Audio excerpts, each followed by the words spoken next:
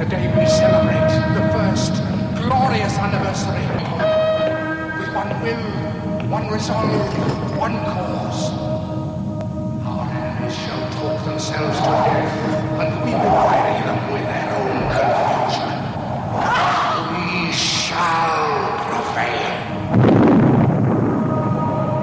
So Little Lancaster, Pennsylvania, home of this show, hit the big time last week after a Sunday Los Angeles Times article calling us the most watched small city in America on account of the local network of surveillance cameras we have going on here. Right now, there's about 70 surveillance cameras mounted on telephone poles throughout the city with plans to bring another 95 online by the end of the summer. And all this sounded vaguely Orwellian to the Times, which also noted the really unorthodox system of monitoring the cameras we have in place. The quasi-public Lancaster Community Safety Coalition is in charge of the cameras.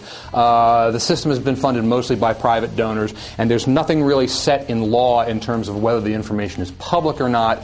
No real legal guidelines as to who watches the watchers. The system seemed so nefarious that Keith Olbermann inveighted against it on his Worst Person in the World segment Monday night, saying that people in Lancaster were spying on one another. And, if you watch this program, you know that in general I kind of like Olbermann. In general I come down on the liberal side of things. And so this is the part where, as a good liberal, I'm supposed to tell you that the cameras here in Lancaster are bad.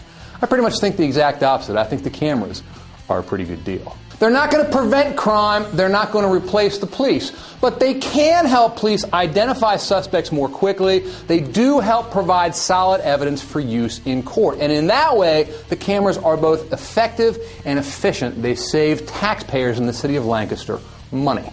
And for those who do think this sounds like something out of 1984, let us draw the line between surveillance of public spaces and surveillance of private spaces. I was an opponent of Bush's warrantless wiretapping, efforts to monitor Americans' personal communications. But the cameras mounted on a pole in the public right-of-way see exactly what a cop on the beat would see. And if we don't have a problem with the cop on the beat, why do we have a problem with the cameras?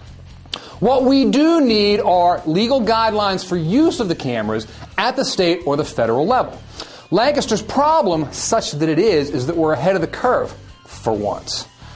But once we do have legislation, once we do have those guidelines, the bottom line is that the security cameras are a valuable tool for the cops, a way for the city like Lancaster, but other cities as well, to invest in public safety without ratcheting up costs too much. Again, it's effective and it's efficient.